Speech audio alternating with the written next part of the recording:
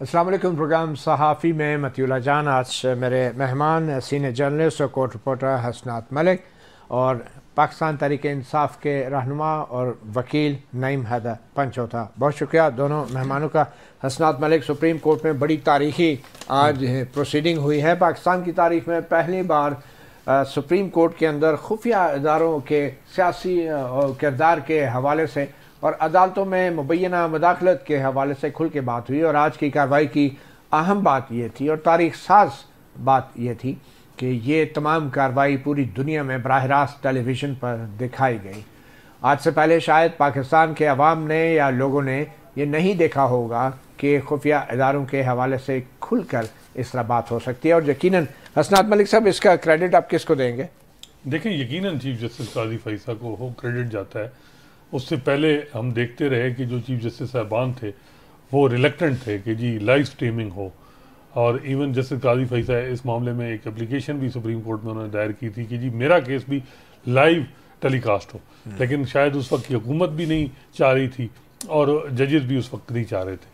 तो ये तो इसमें क्रेडिट जाता है जैसे काजी फैसला को कि जिस दिन वो चीफ जस्टिस बने पहले दिन ही उन्होंने फुल कोर्ट मीटिंग की और उसमें ये मेजॉरिटी के साथ फैसला हुआ, यूनैनिमस नहीं हुआ कि जी ये जो केसेस हैं 184(3) पब्लिक इंटरेस्ट के केसेस ये जो हैं वो लाइव टेलीकास्ट हों। तो ये बात इसमें कोई शक नहीं है कि अवाम की बहुत एजुकेशन हुई है, हमारे नौजवानों की, नई नस्ल की, और एक किस्म का एक अल्टरनेटिव फैक्ट्स सामने आए हैं तारीख के एतबार से भी और तारीख के हवाले भी दिए गए इस लाइव नशियात के अंदर। मगर उसके बाद फिर इस सारी लाइव नशियात के बाद जो असल मुद्दा है वो इस्लामाबाद हाईकोर्ट के 6 जजों के वो संगीन इल्ज़ामात हैं खुफिया इदारों के ख़िलाफ़। और आज जो हाई कोर्टों की तरफ से तजावीज़ आई हैं उनमें भी बड़े कुछ खौफनाक इंकशाफात हुए हैं। और इसकी एक मिसाल में अगर आपको बताता चलूँ कि पेशावर हाई कोर्ट ने अपने तहरीरी तजावीज़ में ये इंकशाफ किया है कि सियासी मुकदमात में जजेज़ एजेंसियों की मुदाखलत का शिकवा करते नज़र आते हैं। कुछ जजेज़ ने शिकायत की कि खुफिया एजेंसियों ने सियासी मुकदमात में फ़ैसले अपनी मर्ज़ी से करवाने के लिए मुदाखलत की और बात ना मानने की सूरत में जजेस को अफ़गानिस्तान से गैर रियासती अनासर से जान से मार देने की धमकियाँ मिली। और जजेस को धमकियाँ मिलने के बाद महकमा इंसदाद दहशतगर्दी के सामने ये मामला उठाया गया लेकिन कोई पेशरफ ना हुई, जबकि जजेस को धमकी मिलने के मामलात आला सतह पर भी उठाए गए। तो इस सब के बावजूद, अब नए इंकशाफात के बावजूद, इससे तो ये लग रहा है कि जो चीफ जस्टिस काजी फायज ईसा हैं उनके होते हुए ये तमाम मामलात हुए और उन्होंने भी ये मालूम नहीं किया अटॉर्नी जनरल से या पेशावर हाई कोर्ट से कि ये कब की बात हो रही है। तो आपको नहीं लगता कि ये मामला तो ज़्यादा संगीन हो गया और सिर्फ तजावीज़ तलब करना और मुस्तकबिल की बात करना ये कोई इतने मंतकी बात तो नहीं लगती? इसमें तो ठोस कार्रवाई होनी चाहिए। देखें, जस्टिस काजी फैसला बहुत ज़्यादा मोहतात हैं मौजूदा एस्टैब्लिशमेंट और एग्जीक्यूटिव के मामले में। और आज हमने देखा कि जो उन्होंने दिफा किया है, जिस तरीके से उनकी इंटरफेरेंस पे एक 3 हाई कोर्ट की तरफ से एक चार्जशीट थी, बल्कि सारे हाई कोर्ट ने इस मामले को कंडेम किया और उन्होंने कि जिस तरह पेशावर हाई कोर्ट ने और इन्होंने कहा ये ओपन सीक्रेट है लाहौर हाई कोर्ट ने। लेकिन जस्टिस काजी फैसला उस मामले में बिल्कुल कोई शटर्ड नहीं हुई है, कोई उन्होंने, बल्कि वो कह रहे हैं प्रेशर तो रूटीन का मामला है, ये चलता रहता है, ब्यूरोक्रेसी के लोगों पे भी होता है प्रेशर जो है वो, बजाय इसके कि as a head of institution वो इस मामले को लेते और इसमें वो समझते, बज़ाहिर ये लगा कि वो तो चाह रहे हैं कि इस मामले को डिफ्यूज़ किया जाए। उसका मे भी वो ये समझते होंगे कि इसका पोलिटिकल फ़ायदा जो है वो एक जमात को होगा, जिसकी वजह से जस्टिस काजी फैसला इस चीज़ को, वो कह रहे थे कि सियासी बातें ना करें यहाँ, ये बात ट्रांजैक्शन है, जी मट्टी पाव वाला। और ये बात जो उनकी थी कि मुझे किसी ने जो है वो कंप्लेन नहीं की। तो मेरा ख्याल है कि ये इसी बात का ही दूसरे जजेस कह रहे हैं कि एक मैकेनिज्म होना चाहिए कि जब इस तरह की मामला है, अगर कोई जज उसको अप्रोच करता है और वो नहीं बताता, जिस तरह हम देखते हैं आईसीसी को कोड ऑफ कंडक्ट क्रिकेट में है कि किसी क्रिकेटर को कोई ज्वारी जो है वो रब्ता करता है और वो चीज़ ये उनको नहीं बताता वो क्रिकेटर, तो उसकी तरफ से मिसकंडक्ट है, इसी तरह जज की तरफ से भी है। लेकिन जस्टिस काजी फैसला कह रहे हैं कि हाई कोर्ट खुद ही करे, हमें इसमें क्या ज़रूरत है। तो बज़ाहिर ये लग रहा है कि वो इस मामले को डिफ्यूज़ करने के पूरी कोशिश कर रहे हैं, मगर शायद जस्टिस अतमन्नल्लाह उनकी राह में एक रुकावट जरूर होंगे। नहीं मैडम पंचौथा साहब, पाकिस्तान तहरीक इंसाफ की इस हवाले से क्या पोजीशन है? इतने संगीन इल्ज़ामात जो आप जजेस की तरफ से आए हैं, खदशात तो आपकी पार्टी की तरफ से भी सामने लाए जाते रहे हैं इस हवाले से। और अब जब पेशावर हाई कोर्ट ने के जजों ने कहा है कि कुछ सियासी मामलात के अंदर उन पर इतना संगीन किस्म की थ्रेट्स और दबाव था, तो तहरीक इंसाफ इस बारे में क्या कहती है? देखिए, बहुत शुक्रिया जी, बड़ी नवाजिश मतीउल्लाह साहब, आपने मौका दिया। आज भी हमारी जो कोर कमेटी की मीटिंग थी उसके अंदर ये बात ज़ेर बहस लाई गई और हमारा इसके ऊपर अलामिया भी जारी हुआ है। सबसे पहले तो हम खराज तहसीन पेश करते हैं उन तमाम जजेस को जो आज खुल के बोल रहे हैं। यहाँ पर मामला क्या है, मसला क्या है? मसला ये है कि आज दौरान समात भी ये बात डिस्कस हुई कि जब एक जज खड़ा होता है तो फिर उसके साथ कोई और बंदा जो है वो खड़ा नहीं होता, जिसकी वजह से वो फिर उसके ऊपर एक ट्रोलिंग की जाती है, उसे अटैक किया जाता है, उसको इस तरह से दबाया जाता है कि फिर कोई और आवाज़ ना उठाए। तो ये एक, मैं ये समझता हूँ कि एक रोशनी की किरण या एक अच्छा ताज़ा हवा का झोंका या एक गैप है जो आया है, जिसके ज़रिए एक विंडो जो है वो ओपन हुई है। तो इस विंडो को भरपूर तरीके से इस्तेमाल करते हुए हमें अदलिया के साथ खड़े होना चाहिए, उन जजेस के साथ खड़े होना चाहिए। लेकिन मैं ये भी समझता हूँ कि अगर मुल्क की सबसे बड़ी अदालत जिसके सरबराह चीफ जस्टिस होते हैं या कोई भी जज है, अगर किसी जगह के ऊपर बैठा हुआ है, कोई हाई कोर्ट में बैठा हुआ है, किसी डिस्ट्रिक्ट कोर्ट में बैठा हुआ है, और वो अगर किसी मामले के ऊपर अपने जो उसके जो फ़राइज़ हैं उसको अंजाम नहीं देता, तो मैं ये समझता हूँ कि उसे फिलफौर उस सीट को छोड़ना चाहिए, उसे जो है इस्तीफ़ा देना चाहिए। आपकी इस मामले से क्या ताल्लुक? देखिए, इस मामले से ये तल्लक है कि आज 6 जजेस जो हैं उन्होंने लेटर लिखा है और जो चीफ साहब हैं वो मिल रहे हैं शहबाज शरीफ से। वो कह रहे हैं जी कि आप इस सारे मामले को देखें, आप जो है वो बात तो खत्म होगी ना। अब बताएं कि मामला आगे चला गया। तो ये नहीं, देखिए बात वहां से शुरू हुई ना। तो सबसे पहले तो इनको खुद जो है इस केस के अंदर बैठना नहीं चाहिए था। सेकंडली फुल कोर्ट बनानी चाहिए थी, क्योंकि ये वो अपना माइंड डिस्क्लोज कर चुके हैं। अब वो फुल कोर्ट भी नहीं बनाएगी। माइंड तो 6 मेंबर बेंच समाप्त कर चुके हैं। फुल कोर्ट मीटिंग में बैठ के शहबाज शरीफ से मुलाकात का मैंडेट भी सारे जजों ने दिया। वो कोई चीफ जस्टिस का फैसला तो नहीं था, पर आपके मुताबिक तो कोई भी नहीं सुन सकता इस केस को। देखें, मैं ये कह रहा हूँ कि सबसे पहले तो फुल कोर्ट बनानी चाहिए थी, और जिन जजेस ने अपने माइंड डिस्क्लोज किए हैं, ठीक है, पहले ही बता चुके हैं कि वो जो लोग ये बेनिफिशरी हैं उनके साथ मीटिंग करके उनको दे रहे हैं कि हाजिर सर्विस जजेस के मामले में वो उसके ऊपर जो है उसको देखें और उसके ऊपर जो फैसला करें। अब क्या है, अब ये है कि आप सुन रहे हैं केस, अब आपका फर्ज बनता है कि आप से जो लोअर जुडिशरी है, जो हाई कोर्ट्स के जजेस हैं, जस्टिस साहबान हैं, तो उन्होंने मामला आपके सामने रखा है। तो इस जगह के ऊपर बजाय ये कि आप उनके साथ खड़े होते, आप उन्हें इंसाफ देते, आप ये कह रहे हैं कि ये मुदाखिल, मेरे पास तो शिकायत ही नहीं कभी भी आई, और आप ये भी कह रहे हैं कि मैं या इस कोर्ट के अंदर कोई बंदा ऐसा नहीं है जिसके पास कोई जादू की छड़ी हो जो अदलिया को। तो आपके ख्याल में ये जो पेशावर हाई कोर्ट से अब बड़ी इंकशाफात आए हैं कि जजेस को धमकियां मिली अफगानिस्तान से, नामालूम टेलीफोन नंबरों से फ़ोनें उनको आई हैं, तो आपके ख्याल में कौन से वक्त और कौन से केसों का जिक्र हो सकता है? देखिए, केसेस के हवाले से तो डेफिनेटली वो बता सकते हैं कि कौन से केसेस के हवाले से वो बात कर रहे हैं, लेकिन आप अगर हिस्ट्री देखें तो जो जिस वक्त से ख़ास तौर पर पाकिस्तान तहरीक इंसाफ की हुकूमत गई है, तो उसके बाद आप देखें कितनी पोलिटिकली विक्टिमाइजेशन की गई। आपके सामने हाई कोर्ट इस्लामाबाद के जजेस कहते रहे कि आप प्रेस कॉन्फ्रेंस करें, आपको छोड़ दिया जाएगा। आपके सामने ये बातें चलती रहीं कि जब हम जमानत देते हैं तो आप फिर क्यों 3 MPU के तहत 13 दफा जो है शरियार अफरीदी को गिरफ्तार करते हैं। आपके सामने जब डिप्टी कमिश्नर को सजा सुनाई जाती है तो फिर उसके ऊपर कुछ भी नहीं बनता। आपके सामने है कि जब केसेस के लिए दरखास्तें दी जाती हैं कि आप केस ना सुने तो उसके ऊपर कहा जाता है कि हमने सुनना है। आपके सामने है कि कोई ट्रांसफर की दरखास्त दी जाती है तो वो पेंडिंग रख दी जाती है। आपके सामने है कि इमरान खान की तोशाखाना हो या कोई मामला भी हो, जब इस्लामाबाद हाई कोर्ट में आता है तो वो फिर नहीं। आज जिद्दत केस में क्या हुआ? आज जिद्दत केस के अंदर भी यही हुआ कि आज फिर उस जज के ऊपर अटैक किया गया, आज फिर उसके ऊपर एतराज करके उस मामले को लटकाया गया। किसकी तरफ से?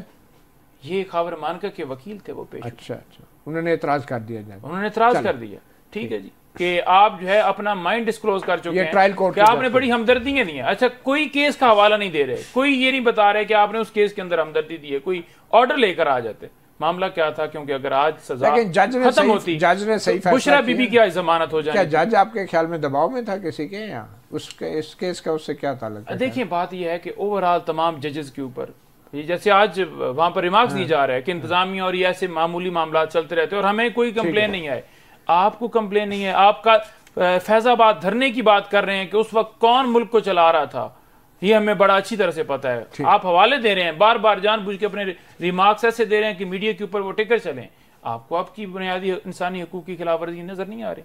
मुल्क के अंदर धांधली हुई है, आपके पास पटिशन गई हुई है, आप उसके ऊपर कोई समाअत नहीं कर रहे। आपके पास 9 मई के हवाले से एक सबसे बड़ी पार्टी को जिसके ऊपर क्रैकडाउन किया गया है और स्टिल अगर कोई एहतजाज करता है, उठाया जा रहा है, लोगों के घरों में छापे मारे जा रहे हैं। आपके पास जुडिशल कमीशन बनाने के हवाले से 25 मई की दरखास्त पड़ी है जिसको अभी साल होने वाला है, आपने उसके ऊपर कोई नहीं लिया। रिजर्व सीटें सुन्नी इत्तेहाद कौंसिल ने अब सीटें जीत ली हैं, तो उसके बावजूद आप हमारी जो सीटें हमें वापस नहीं कर रहे।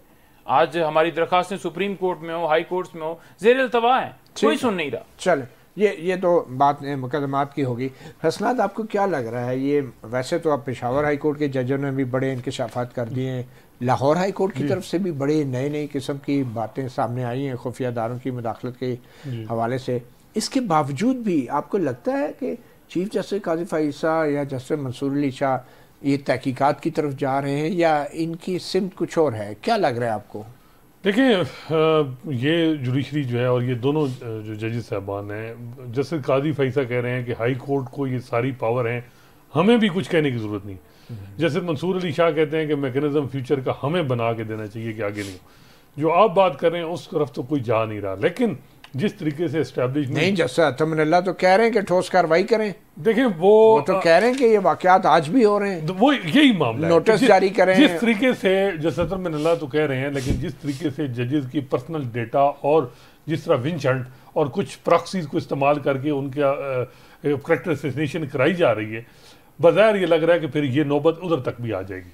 जस्टिस बाबर सत्तार और के साथ जो कुछ हुआ, जस्टिस तमन्ना की फैमिली के डेटा सब कुछ रिलीज हुआ, तो स्टेट एग्रेशन जजेस के खिलाफ जब होगा तो मेरा ख्याल है रिएक्शन बड़ा स्ट्रांग होगा। और माजी हमारी तारीख बताती है, जब भी एस्टैब्लिशमेंट और अदलिया का आमना सामना हुआ तो पसपाई एस्टैब्लिशमेंट को हुई। इफ्तिखार चौधरी का केस देख ले, काजी फ़ाइज़ा का देख ले, इस दफ़ा तो मुशर्रफ का देख ले, इस दफ़ा तो मेजॉरिटी जो है वो जजेस की है जो ये कह रहे हैं कि ये मामला है। उस वक्त तो एक जज थे इंडिविजुअल, तो बड़ा मुश्किल है इस वक्त हालात में। तो मेरा ख्याल है कि एस्टैब्लिशमेंट को भी मौजूदा हालात से थोड़ा बैकफुट पे जाना होगा, लेकिन उनके लिए बज़ाहिर ये लग रहा है कि पीटीआई जो है मेन उनके लिए इंटरेस्ट है। चलें, ठीक है, ये आपकी बात सही है कि थोड़ा एस्टैब्लिशमेंट को थोड़ी मेहरबानी करनी होगी, बाकी तो तजावीज़ ही है। पीछे एक छोटी सी ब्रेक लेते हैं, ब्रेक के बाद इसी अहम मामले पे भी बात करेंगे, मगर पीटीआई के हवाले से भी बड़ी अहम कुछ मालूमात हैं जो हम नईम हैदर पंचोदा से लेंगे एक वक्फे के बाद।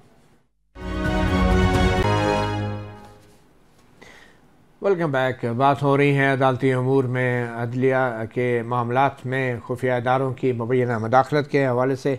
हसनात मलिक साहब, आपके ख्याल में जस्टिस अतर मनल्ला जो है वो बड़े भरपूर अंदाज से साबित करना चाह रहे हैं कि इस वक्त भी ये मुदाखलत हो रही है और ये मामला सिर्फ तजावीज़ से हल नहीं होगा, सुप्रीम कोर्ट को बड़े ठोस फैसले करने होंगे। तो क्या वो ये चाह रहे हैं कि जो मुतल्लिका खुफिया इदारे हैं उनको तलब किया जाए, उनके एफिडेविट लिए जाए? तो कहा है, उन्होंने कहा है कि एफिडेविट मांगे जाएं, लेकिन जस्टिस काजी फ़ाइज़ा ने उनकी ये तजवीज़ नहीं मानी और फिर मेजॉरिटी ने भी गालबन, क्योंकि जस्टिस काजी फ़ाइज़ा को इस बेंच में मेजॉरिटी हासिल, तो वो जो है वो नहीं मानेगी। तो आपके ख्याल में जजेस क्यों जो है एफिडेविट नहीं तलब करना चाह रहे और खुफिया इदारों के मेरा ख्याल है क्या कमजोरी है, कोई खदशात हैं, कोई डर है, कोई खौफ है? काजी फ़ाइज़ा का जो पिछले 10 साल देखा वो एस्टैब्लिशमेंट के हवाले से उनकी अप्रोच डिफरेंट, लेकिन हम देख रहे हैं कि 5-6 महीने से वो बहुत ही मुताद हैं और वो नहीं चाहते कि मौजूदा हालात में किसी किस्म की भी इस्टेब्लिशमेंट को एम्बेरसमेंट हो और जिसका फ़ायदा किसी कोई सियासी जमात को। और वो कह रहे थे कि इंस्टीट्यूशन ये हमारे मुल्क के हैं, हमने इनका साथ देना है, इनको सपोर्ट करनी है। तो ये जस्टिस काजी फ़ाइज़ा का जो मैं समझाऊँ, वो नहीं समझते कि कोई ऐसा काम किया जाए जिसका पोलिटिकली इस्टेब्लिशमेंट के ख़िलाफ़ कोई एक नैरेटिव बने।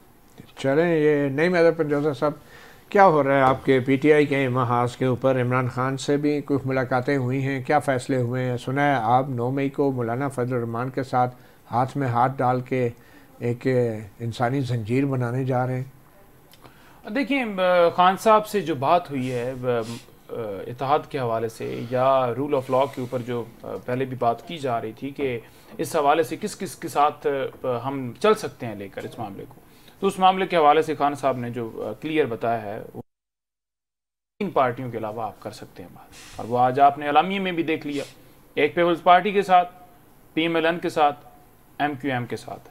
इन तीनों के साथ जो है किसी सूरत जो है उन्होंने कहा है कि आप बात नहीं कर सकते, उसके अलावा आप जिससे मर्जी है आप पॉलिटिकल आप फौज से एस्टैब्लिशमेंट से मुज़ाकरात कर सकते हैं। नहीं, देखें फौज की बात नहीं हो रही थी, ये बात हो रही थी कि पॉलिटिकली ये जो सारे मामला चल रहे हैं यहाँ पर रूल ऑफ लॉ के लिए जो तीन हमारी बंदों का नाम दे दिया कि ये एस्टैब्लिशमेंट से मुज़ाकरात के लिए अख्तियार रखते हैं, शिबली फराज हैं, अली अमीन गंडापुर हैं। नहीं, अच्छा उस बात को भी ना बड़ा मरोड़ के जोड़ के इस तरह से किया गया। खान साहब ने एस्टैब्लिशमेंट से मुज़ाकरात के लिए इन तीन बंदों का नाम नहीं दिया। देखें जो साफियों ने बात की थी ना कि अगर मुज़ाकरात आपके होते हैं तो किस कौन जो है आपकी तरफ से होता है, ठीक है जी, तो उन्होंने तीन नाम लिए। नहीं देखें उसमें PMLN भी हो सकती है, उसमें पीपल्स पार्टी भी हो सकती है। मुज़ाकरात की अगर बात होती है कि किसी के साथ आपने बैठ के बात करनी है, केसेस के हवाले से, एस्टैब्लिशमेंट के हवाले से बात नहीं हुई। क्लियर, मुझे आप उस मुलाकात में थे? नहीं, मैं उस मुलाकात में नहीं था। तो ये तो सारी जगह यही छपा है कि वो एस्टैब्लिशमेंट के लिए तीन बंदों के नाम दिए। नहीं, वो एक गलत हमारे ऊपर वो किया जा रहा है क्योंकि शहरियार भाई ने भी कुछ बातें की थी और इस हवाले से वो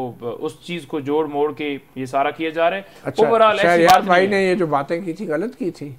उन्होंने कहा हम एस्टैब्लिशमेंट से मुज़ाकरात करेंगे, पपट हुकूमत से मुज़ाकरात नहीं, ये गलत थी। देखिए अब मामला क्या है, मामला ये है कि मैं आज सुप्रीम कोर्ट के अंदर खड़ा था, वहां पर भी मुझसे ये बात की जा रही थी और सवाल किया जा रहा था कि आप तो कहते थे जी कि एस्टैब्लिशमेंट को किसी सूरत जो है पॉलिटिक्स के अंदर नहीं होना चाहिए और अब आप कह रहे हैं जी कि देखें जी कि एस्टैब्लिशमेंट से हम मुज़ाकरात करेंगे, तो लिहाजा ये कैसी बात है। तो मैंने उसे यही जवाब दिया कि किसी सूरत इस तरह से खान साहब ने बात नहीं की कि आप एस्टैब्लिशमेंट से बात करें, डील करें या कुछ भी मामला करें।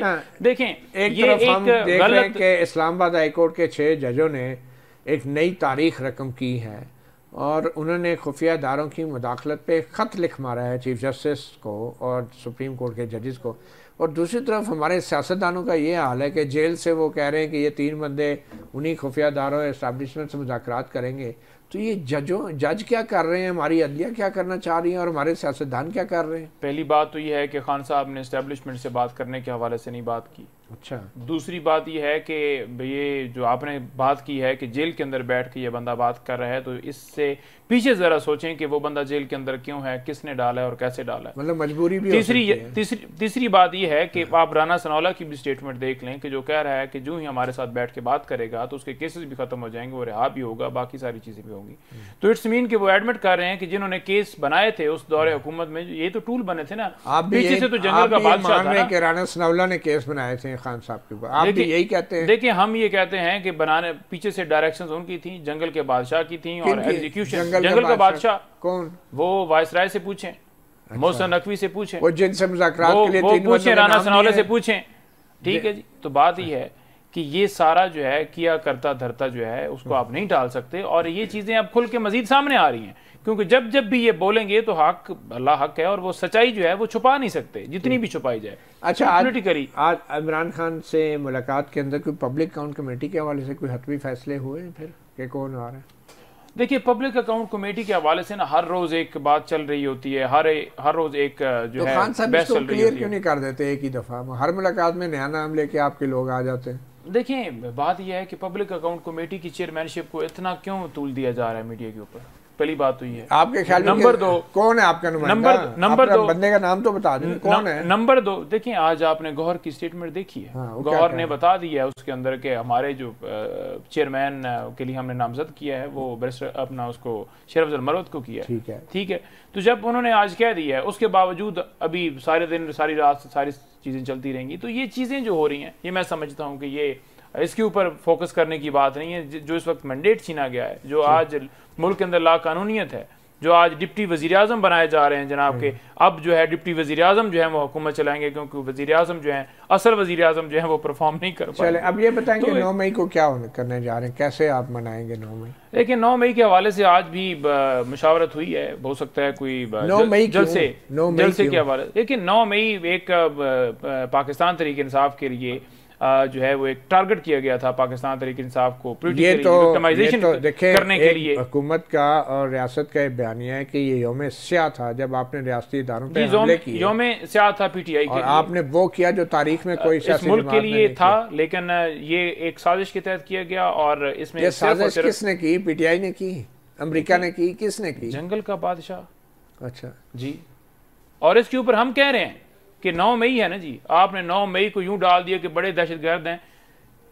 शुक्र करें कि कोई 3-4 बंदे उन्होंने मरवा नहीं दिए कोई पुलिस वालों के, अदरवाइज उन्होंने सीधा जो है भुट्टो वाला सीन करना था। आपका लिहाज किया, ऊपर से आप उनका देखिए हमारे 25 लोग उसके अंदर शहीद हुए हैं, हमारे 4 लोग पैरालाइज हुए हैं, हमारे 100 के करीब लोग जख्मी हुए हैं। लेकिन क्या आपने देखा है कि उसके हवाले से कोई FIR दर्ज हुई हो किसी पुलिस वाले के ऊपर, किसी IG के ऊपर, किसी राना सनाउल के जो शहीद होने की आप बात करते हैं जी, इनके हवाले से कभी आपने कोई एक कम्पैक्ट कोई मालूमात या कोई किताबचा कोई फहरिस्त शाया की है आपने आज तक? देखिए फहरिस्त मेरे पास है मोबाइल में, और शायद आप लोगों ने पब्लिक की है, पब्लिक करवा के उनको मरवाना है आपने।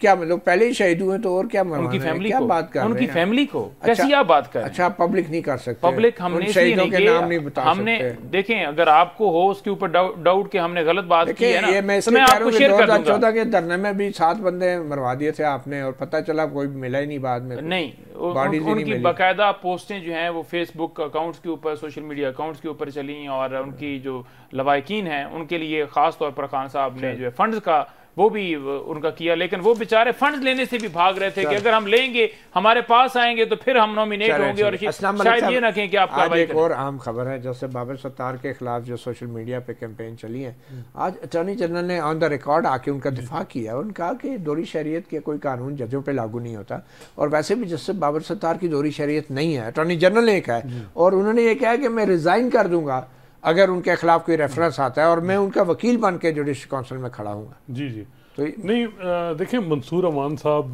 क्योंकि उनके पार्टनर रहे हैं, और उन्होंने जिस तरह बताया कि सारे मामला जो हैं वो जो भी उनके जब जुडिशल कमीशन में उनके सारे उनकी नॉमिनेशन जा रही थी, तो उन्होंने एक एक चीज़ देखी, क्योंकि काजी फैज़ा साहब का केस चल रहा था, तो उस वक्त उन्हें पता था कि उनके जो जो फाइनेंशियल इंटरेस्ट डॉक्यूमेंट सारे उन्होंने उसको देखा, एग्जामिन किया।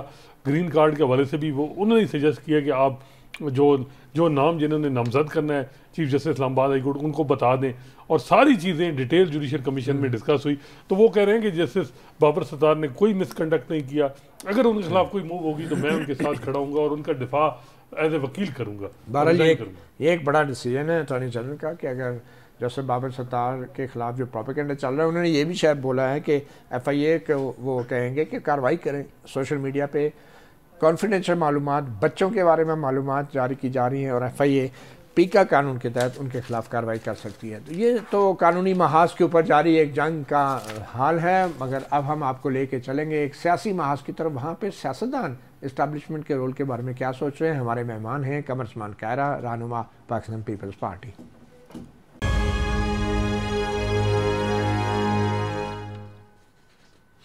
Welcome back. हमारे साथ सहाफ़ी प्रोग्राम में मौजूद हैं एक और अहम सियासी हुक्मरान इत्तेहाद पाकिस्तान पीपल्स पार्टी के अहम रहनुमा मेंबर सेंट्रल एग्जीक्यूटिव कमेटी जनाब कमर उस्मान कायरा। कायरा साहब बहुत शुक्रिया सहाफ़ी प्रोग्राम को वक्त देने का। सबसे पहले तो कायरा साहब ये बताएं, बड़ी बातें हो रही हैं, इस्टेब्लिशमेंट से मुज़ाकरात चल रहे हैं पाकिस्तान तहरीक इंसाफ के, आपके पास क्या खबर है इसकी?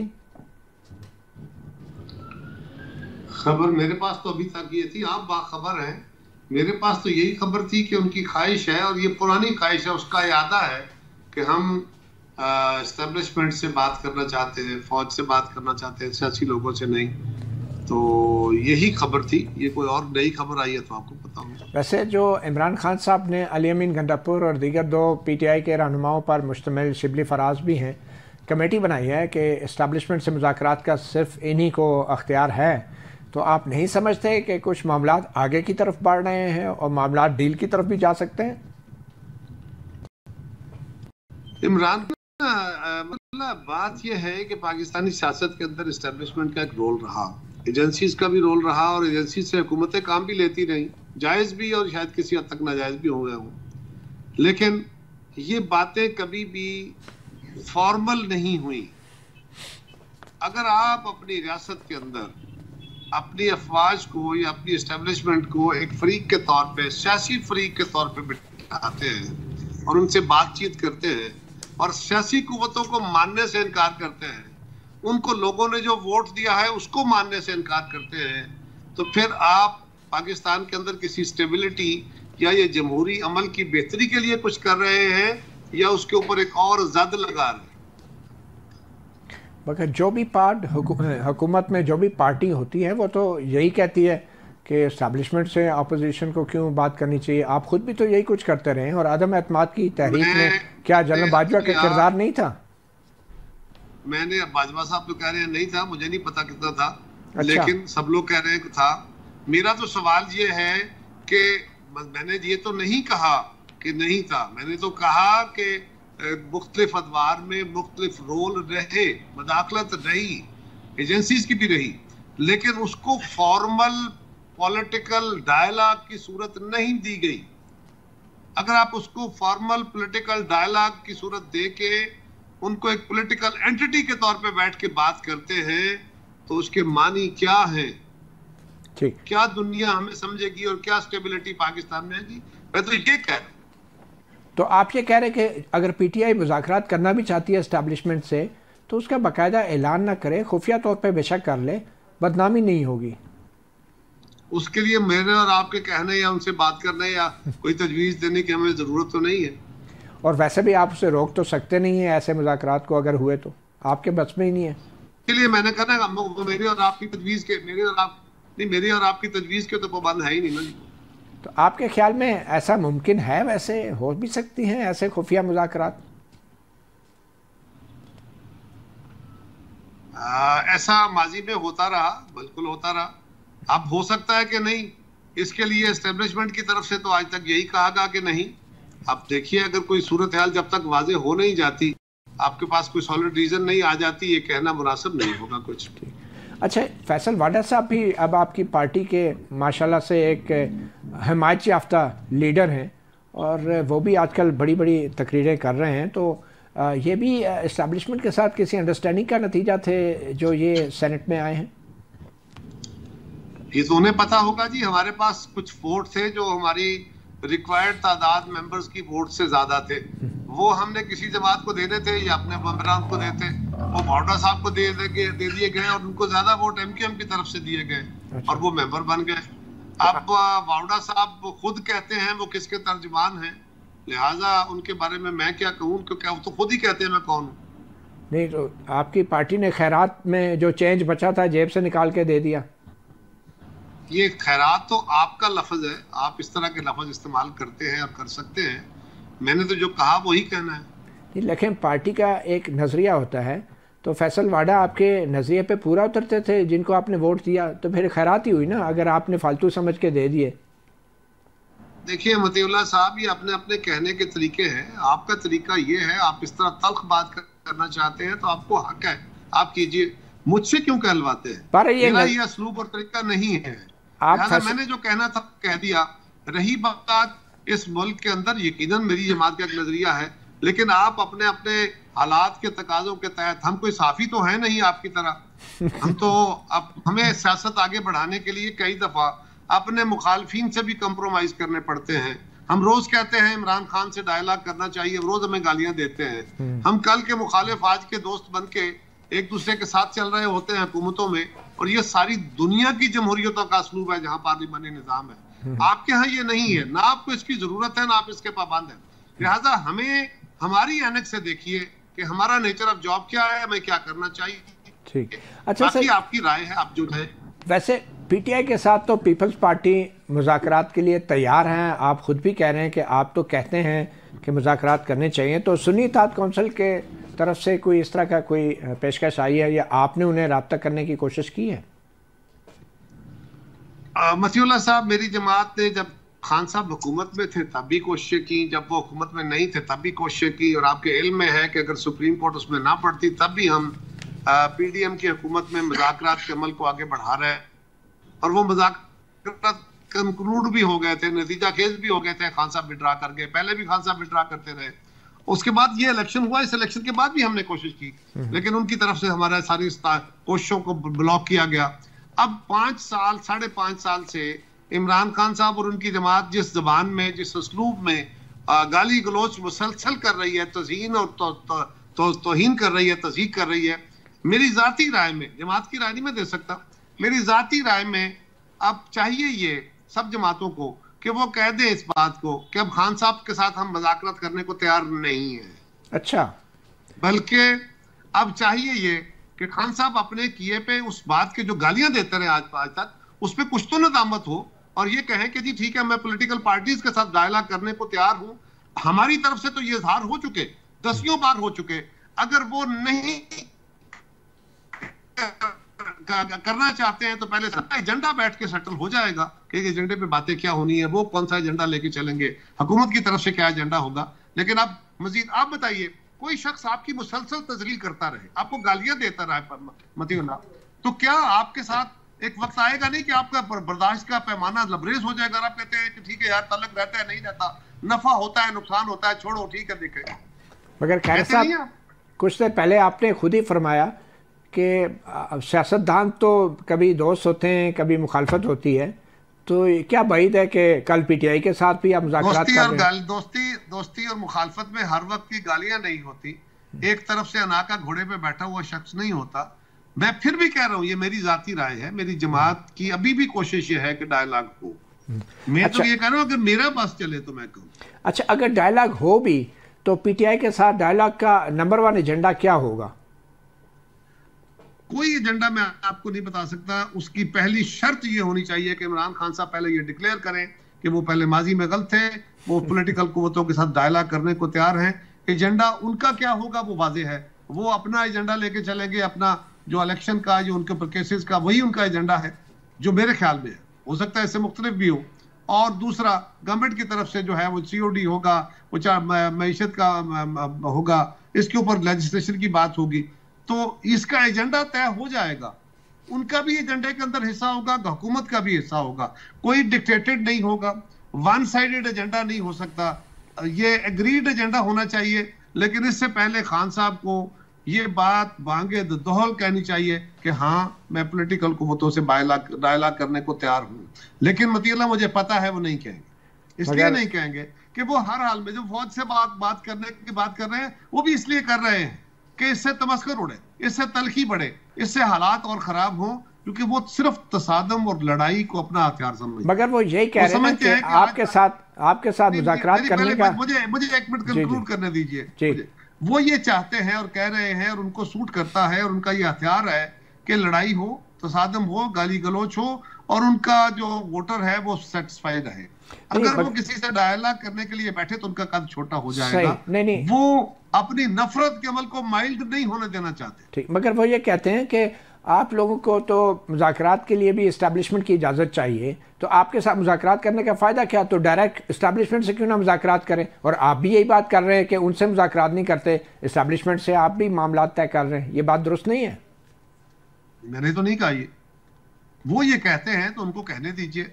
सवाल ये है कि मैं दावत दे रहा हूँ, बिलावल भुट्टो जरदारी साहब दावत देते हैं भुट्टो शहीद के मज़ार पे खड़े होके, आसिफ जरदारी साहब दावत देते हैं वहां खड़े होके, फिर दावत देते हैं जॉइंट सिटिंग में। उससे बियॉन्ड जाएं तो हम अपनी पार्लिमानी पार्टी जो इलेक्शन खत्म होता है 8 को, 13 तारीख को CEC पीपल्स पार्टी की मीटिंग में ये तय हुआ कि डायलॉग करें। उसके बाद वो खान साहब ने विड्रॉ किया। उससे पहले आपको पता है, आप खुद जानते हैं कि जो में हमारे मुज़ाकरात शुरू हुए थे वो पीपल्स पार्टी ने इनिशिएटिव लिया था और पीपल्स पार्टी ने तमाम जमातों के पास जाकर उनको कन्विंस किया। मुज़ाकरात कामयाब होने पे खान साहब विड्रॉ कर गए। तो हमारी तरफ से तो कभी पीछे बात रही नहीं। अच्छा, कारा साहब ये बताएं कि खैबर पख्तूनख्वा का गवर्नर जो है वो पीपल्स पार्टी से होगा या फिर कोई और आ जाएगा? तय तो यही है कि पीपल्स पार्टी रिकमेंड करेगी। किसको रिकमेंड करती है ये मुझे नहीं पता। अच्छा, परवेज खटक साहब का नाम चल रहा है? वैसे मेरे इल्म में नहीं है। आज भी दिन में किसी दोस्त ने पूछा, मैंने उन्हें यही कहा कि पीपल्स पार्टी का यही था कि वो नाम ही नहीं पीपल्स पार्टी का होगा। अब परवेज खटक साहब का नाम पता नहीं कहाँ से आया, मेरे इल्म में नहीं। अच्छा, अदालत में आज एक बड़ा वाक़या हुआ। तारीख में पहली बार बराह रास्त टेलीविज़न नशरियात पे खुफिया अदारों की अदालती अमूर में मुदाखलत पर बात की गई। तो क्या कभी जजों की तरह हमारे सियासतदान या पार्लियामेंट में भी आवाज़ उठेगी और ऐसी खुफिया अदारों की मुदाखलत के बारे में आप लोग भी तस्लीम करेंगे, इकरार करेंगे, हिम्मत करेंगे जजों की तरह? मतीउल्लाह, आप बड़ी जुर्रत से सहाफ़त करते हैं। हमारी जुर्रतें आपसे कम नहीं है, हमारी तकालीफ आपसे कम नहीं है, हम पे होने वाले तशद्दुद कम नहीं है। ये अलग बात है कि आप पे तशद्दुद होता है या आपके साथ कोई ज़्यादती हो तो आपकी कम्युनिटी खड़ी होती है और सियासतदान भी खड़े होते हैं। हमने जाने दी हैं इसी काम के लिए। हम तसादुम की बात नहीं करते, हम सिविल सुप्रीमेसी की बात करते हैं, और मेरी लड़ाई आपकी उम्र जितनी है, उससे कम नहीं है। तो आप करेंगे, सियासतदान बोलेंगे जैसे जज बोल रहे हैं? कब नहीं बोले और कब नहीं बोल रहे, और अब नहीं बोल रहा आपके साथ सामने कि सिविल सुप्रीमेसी होनी चाहिए। अब कहने का तरीका है, आप किसको किस रंग में बात करते हैं, मेरा अपना तरीका है। बहुत शुक्रिया, wish you good luck civil supremacy के लिए आपकी कोशिशों के हवाले से। सहाफ़ी प्रोग्राम से इतना ही, इजाज़त दीजिए, अल्लाह हाफ़िज़।